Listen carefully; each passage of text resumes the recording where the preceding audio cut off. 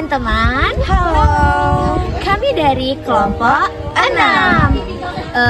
Perkenalkan, saya Raisa Nadra. Saya Nyimas Ramania Fitra. Saya Nisha Dini Putri. So, kami di sini akan membahas tentang psikoanalisa. Kira-kira teman-teman ada yang tahu nggak ya psikoanalisa itu apa? Psikoanalisa itu apa sih? Kalau mau tahu, mari kita bahas. Nah, sebelum kita masuk ke pembahasan psikoanalisa, mari kita lihat video berikut.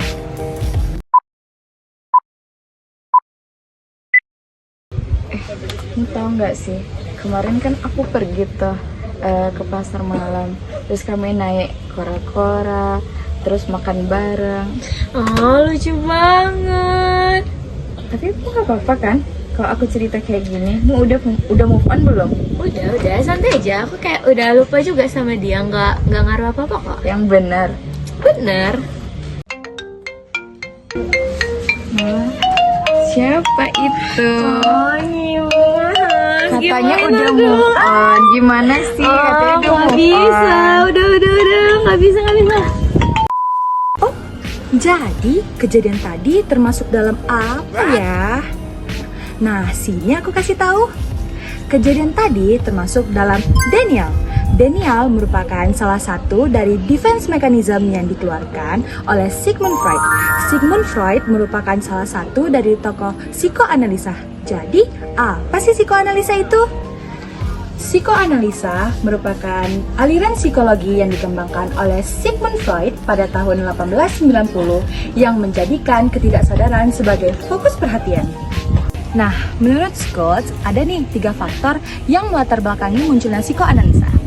Sebelumnya, ada pakar-pakar yang berspekulasi tentang ketidaksadaran seperti Gottfried Wilhelm. Yang kedua, masalah gangguan psikologis dan juga penanganannya bukan merupakan hal yang baru.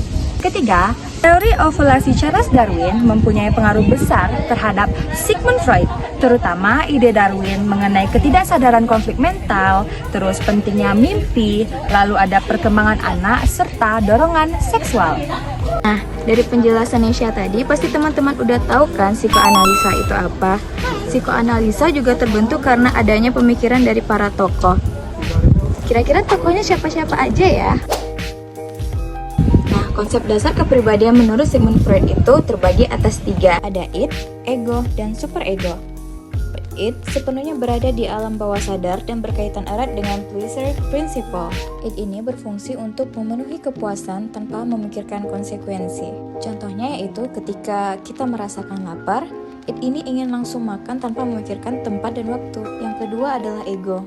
Ego merupakan satu-satunya yang berhubungan dengan kesadaran dan bertanggung jawab akan reality principle. Ego ini membantu individu untuk memenuhi kebutuhan id yang diterima oleh sosial dan realistis. Yang terakhir yaitu superego yang mewakili moralistik dan idealistik principle dalam sebuah kepribadian. Superego ini berfungsi untuk memilih mana tindakan yang benar dan mana tindakan yang salah. Nah, tokoh selanjutnya yaitu tokoh yang kedua ada Carl Jung.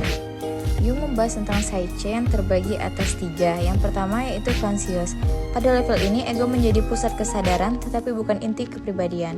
Conscious dipandang hanya memiliki peran yang lebih kecil dibanding unconscious.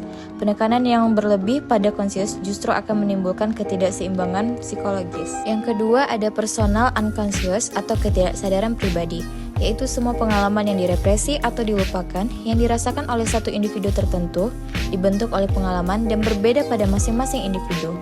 Yang ketiga yaitu collective unconscious, merupakan tindakan terdalam dari psyche yang berisi akumulasi pengalaman yang diwariskan oleh manusia spesies sebelumnya.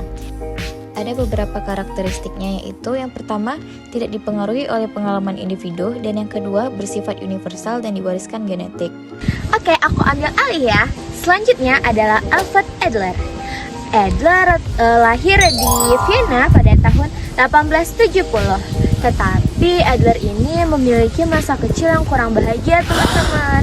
Mulai dari dia sakit-sakitan, memiliki perawakan yang kurang baik, dan juga dia merasa tidak diinginkan oleh ibunya. Nah, hal tersebut membuat pemikiran serta pengembangan teori Adler ini berbeda dari yang lainnya. Pada awalnya Adler ini memakai pendekatan psikoanalisis, tapi berubah menjadi pendekatan psikologi sosial. Kenapa ya bisa berubah? Karena menurut Adler, manusia itu termotivasi oleh pendekatan sosial yang dibawanya sejak lahir, yang dia bawa tuh dari lahir kan. Tapi kita itu sebagai manusia lahir dengan kondisi yang lemah atau inferior. Jadi kita butuh dukungan dari sosial untuk kelangsungan hidup kita. Poin-poin penting dari teori Adler. Yang pertama adalah perasaan rendah diri. Adler percaya bahwa setiap orang yang lahir dengan perasaan rendah diri dan dorongan untuk mengatasi kekurangan tersebut. Yang kedua adalah social interest. Konsep ini menekankan pentingnya hubungan sosial dan kerjasama dengan orang lain untuk mencapai tujuan hidup. Yang ketiga ada gaya hidup.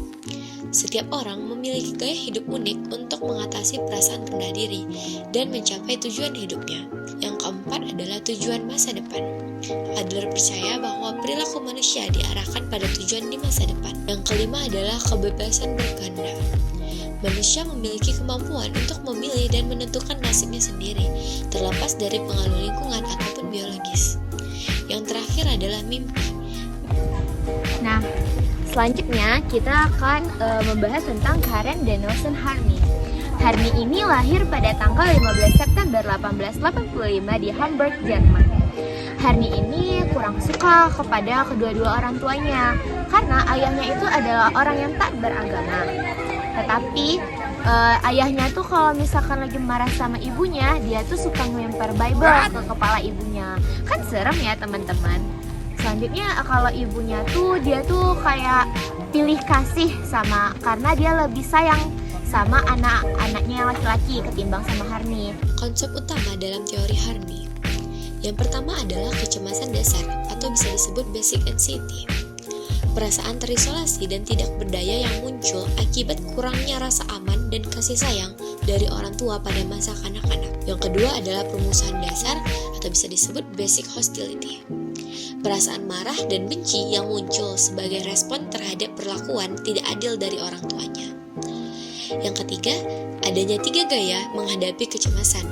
Yang pertama, moving toward atau mencari penerimaan dan kasih sayang dari orang lain. Yang kedua, moving against, yaitu mencari kekuasaan dan pengakuan. Yang ketiga, moving away, menarik diri dari hubungan sosial. Nah, udah selesai nih kita bahas tentang psikoanalisa. Jadi sekarang kalian sudah tahu kan apa itu psikoanalisa dan siapa aja tokohnya? Semoga bermanfaat ya teman-teman. Kami dari kelompok 6 pamit undur diri. Bye-bye.